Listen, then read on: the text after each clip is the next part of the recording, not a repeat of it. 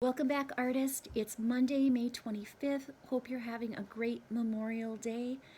It is our 21st day of sketching together, and by now you are embracing yourself as an artist and making lots and lots of art.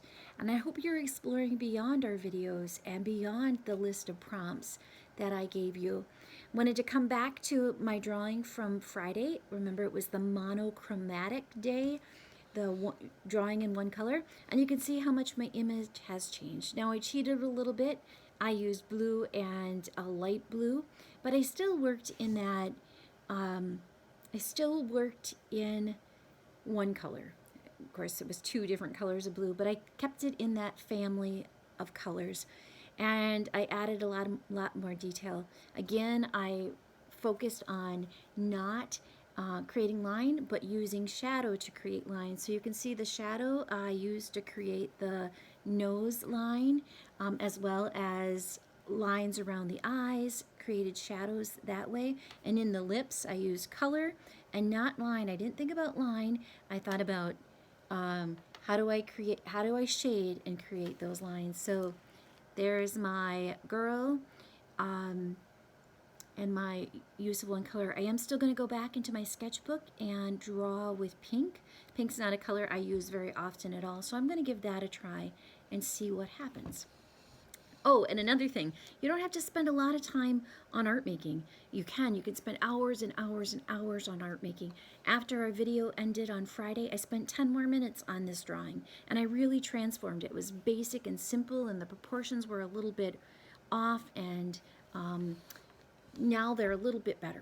And so I just had a lot of fun with really blending and trying to get my image more realistic looking. So you don't have to spend a lot of time, and every time you go back to art making, you become a stronger artist, able to see better and able to come up with more problem solving in your art making. So that's what I love about art. It teaches me how to be a better artist every time. So I'm going to step away from the camera for just a second in a moment.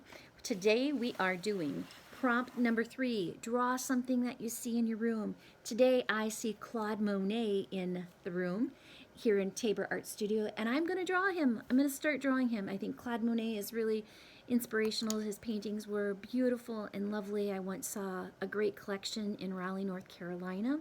Back in 2009, there was a Monet show running at the North Carolina Museum of Art, and it was very moving to see his water lilies and his Japanese bridge and all of those things coming to life within that show. So I'm going to draw a little Claude Monet that hangs in Tabor Art Studio. I brought him from my life before Oakwood, and now he's here hanging in the studio. And we've also done different Claude Monets around campus. Up in Covenant, we did a Japanese bridge over Claude Monet's lily pond, and that was really fun. It was a 3 or 4 part process, and it still hangs there, and every time I go up to Covenant, I see a lily pad has fallen on the floor. So I need to get back to Claude Monet's lily pond up there and fix it up a bit. Okay, so 1 second, I'll be back. Grab your sketchbook and your idea. Work with prompt 3 if you'd like to, and if not, grab another prompt and start sketching. I'll be right back with Claude Monet.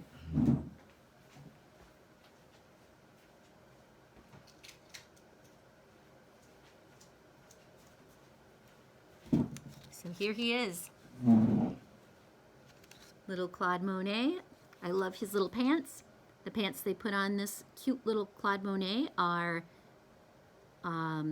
probably from one of his lily pad paintings, probably the Japanese bridge. And he's got a lily in his hand, a water lily in his hand, and a paintbrush dripping in the other.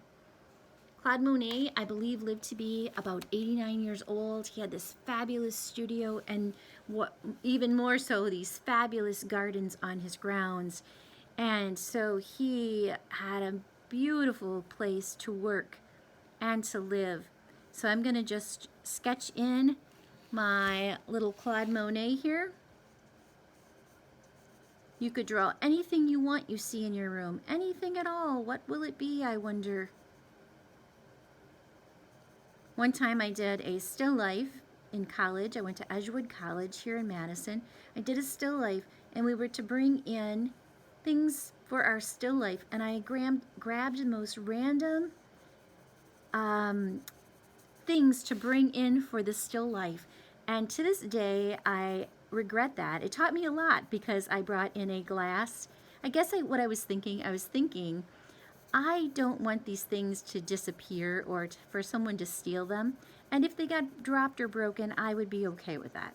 So I brought in a glass paperweight. I brought in some seashells and some fabric that had a lot of texture and design in it. And what I soon realized is that I had made my life more difficult by bringing in these random objects that really didn't have a lot of meaning to me, because I was working with glass and reflection, and that is very difficult for any of you who've ever drawn something that is glass and has reflective property. It was difficult, and it doesn't make the most interesting still life today, but it taught me a lot, and I had to work very hard at it. Had a sand dollar, a starfish, and a paperweight and fabric, and there might have been a fourth object in there too. So I'm going to go back into this, make Claude. I wish I would have started a little higher because I wanted to fit his pants in there. I guess I'm going to have to give him his shirt or jacket will have to be a little fancier perhaps. But a very, very rough Claude Monet. And I could leave it just like that because it would let me experiment with use of line. And knowing myself though, I'm going to go back into it. I'm going to change it a lot. I'm going to add a lot of detail. I'm going to try to get him closer to looking like Claude Monet, the artist. I'm going to add his paintbrush there. I'm going to try to, hands are difficult, so I'm going to go back in and I'm going to get his hands more proportional, add more details into them, get the knuckles in. I'm going to add that water lily in this other hand, but for now, I'm just going to make his hand pretty sketchy right there.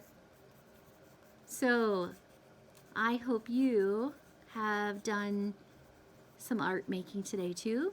This week, your challenge is to please send me an image if you can, jennifer.bethel@oakwoodvillage.net, or give me a call, 230-4324. You might think, what do I have to say to Jennifer? Just tell me what you're making. What have you working on? Where have your successes been? How have you grown as an artist? What have you discovered about yourself? I would love to come back to work tomorrow on Tuesday. Actually, I'm off on Tuesday, so I'm filming from home. I'd love to get back on Wednesday, pick up my phone, and hear messages from many of you telling me, how's this process going? And after almost 25 days of sketching together, what have you discovered about yourself and your art and your time during this pandemic? I would love to hear from you. So happy art making. Have a great and beautiful day, and I'll keep you in my thoughts, and I will see you soon. Thank you.